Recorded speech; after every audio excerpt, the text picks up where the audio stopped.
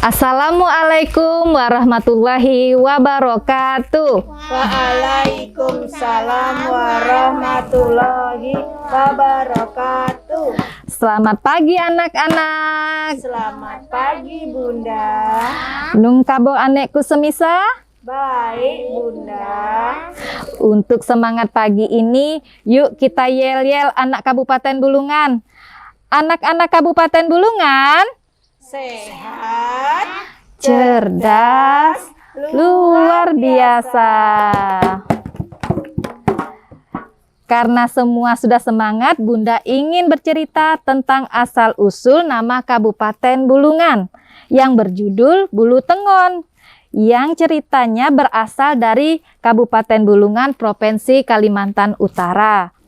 Pada zaman dahulu kala, di hilir Sungai Kayan hiduplah sekelompok suku Dayak Hupan yang dipimpin oleh kepala suku bernama Kuanyi. Kuanyi hidupnya sangat berkecukupan, namun dia sangat dermawan, baik hati, sopan, dan sangat mencintai warganya. Seperti penduduk lainnya, Kuanyi memiliki hobi berburu, dan ia sangat ahli menangkap binatang buruan. Namun sayang, meski hidup berkecukupan, Kuanyi belum memiliki anak satupun. Setiap hari Kuanyi selalu berdoa kepada Tuhan agar dapat diberikan keturunan dan nantinya dapat memimpin suku Dayak di kemudian hari. Pada suatu hari, Kuanyi pergi berburu ke hutan bersama anjing kesayangannya. Namun hari itu hingga menjelang sore, Kuanyi tidak menemukan satu hewan pun. Lalu ia memutuskan untuk pulang saja.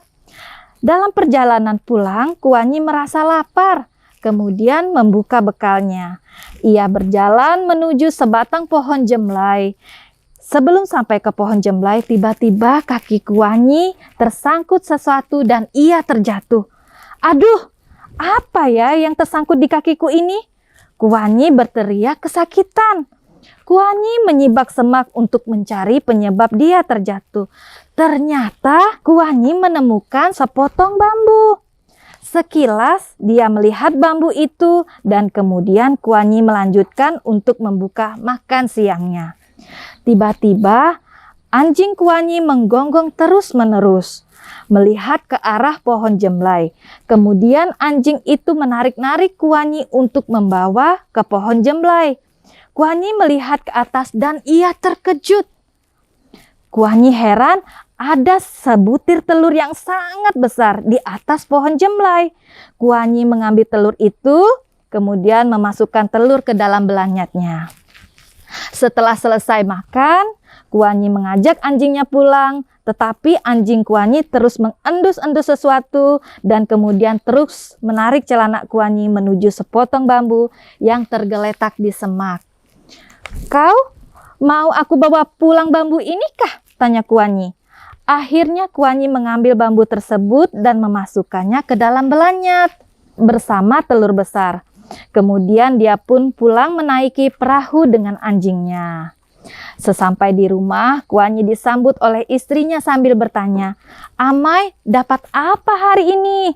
Sambil tersenyum, Kuanyi menyerahkan belanyat pada istrinya. Dengan gembiranya, istri Kuanyi membuka belanyat dan melihat ada sebutir telur dan bambu. Kemudian meletakkan sebutir telur dan bambu tersebut di sebelah tungku dapur. Malam itu hujan turun dengan deras. Petir menyambar-nyambar, rumah Kuanyi berderak-derak ditiup angin sangat kencang. Namun tiba-tiba sayup-sayup terdengar suara tangisan bayi yang sangat nyaring. Mereka pun segera berjalan menuju dapur dan terkejut melihat ada dua bayi. Satu bayi laki-laki berada di atas pecahan bambu dan satu bayi perempuan berada di atas pecahan telur. Dan Kuanyi merasa gembira dan bersyukur kepada Tuhan dengan berucap berjanji akan merawat kedua bayi ini dengan sebaik-baiknya. Keesokan harinya, Kuanyi menyampaikan pengumuman kepada rakyatnya, "Wahai rakyatku, aku telah memiliki sepasang bayi. Yang perempuan aku beri nama Lamlaisuri, yang berasal dari telur pecah. Sedangkan yang laki-laki aku beri nama Jauhiru yang berasal dari bambu pecah. Peristiwa tersebut diabadikan oleh masyarakat menjadi nama daerah yang awalnya dinamakan Bulungon dan pada perkembangannya menjadi Bulungan yang berasal dari kata bulu tengon atau bambu asli. Untuk mengabadikan cerita legenda rakyat ini, maka pemerintah Kabupaten Bulungan membangun tugu telur pecah di pusat kota yang dapat dilihat oleh seluruh masyarakat.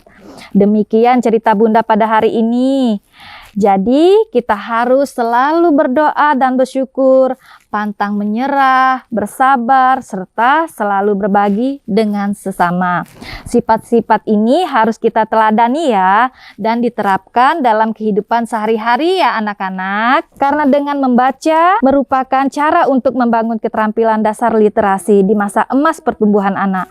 Para orang tua, mari terus kita tingkatkan budaya literasi untuk anak sejak dini. Wassalamualaikum warahmatullahi wabarakatuh. Waalaikumsalam Warahmatullahi wabarakatuh.